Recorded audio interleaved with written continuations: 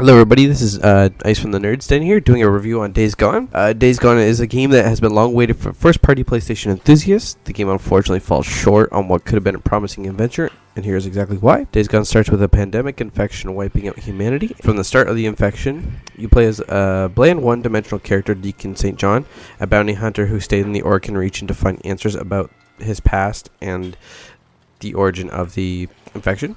The game starts off like a Mad Max situation. Your bike is taken and stripped for parts, so your objective is to build your bike from scratch and make it the best bike in all the Oregon land. I progressed through the game at quite a slow pace, and upgrading my bike seemed to be more of a chore than an enjoyment. I feel this way because it seemed to take a long time to build the trust up in the camps to get the parts I needed or wanted in this case. While I was not building up my bike, I was outperforming what seemed to be very mindless tasks and exploring the very bland world of Days Gone. I would have casual encounters with the freakers, which are like the zombie types, which could be somewhat of an annoyance when you're traveling out in the land just trying to get things done. While it's not all bad, there's a lot of fun to be had when it comes to Days Gone. Infiltrating drifter camps and taking them down silently with my boot knife never got old or tiring. The gun gameplay is a unique take when it comes to gun gameplay. It's unique on its own. It can be a bit aggravating when it comes to unlocking the guns. It's just like the bike parts, you must have a certain trust levels unlocked. Like The Last of Us, the melee combat is unique and very satisfying, from crafting to brutal takedowns with a piece of 2x4 with a saw blade in it.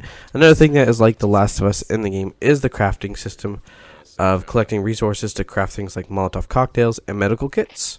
The story of Days Gone is certainly a unique one. There really isn't one set story. There's storylines. The closest thing that comes to the main story is trying to find out what happened to Deacon's wife, as you relive the past with their relationship and the events that transpired in it.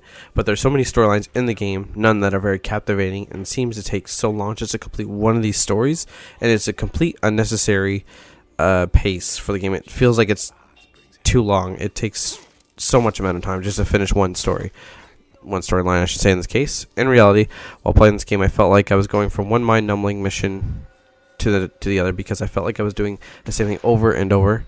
Not to say they were not fun, but the fun came in spurts. The game feels longer than it should have been in the first place. While you're not cruising around on your bike or going from mission to mission, you're fighting off hordes of freakers. When fighting off these hordes, having focus shot is a must, and having an automatic rifle, extended clip, and Molotov cocktails, are vital when it comes to focusing on this task.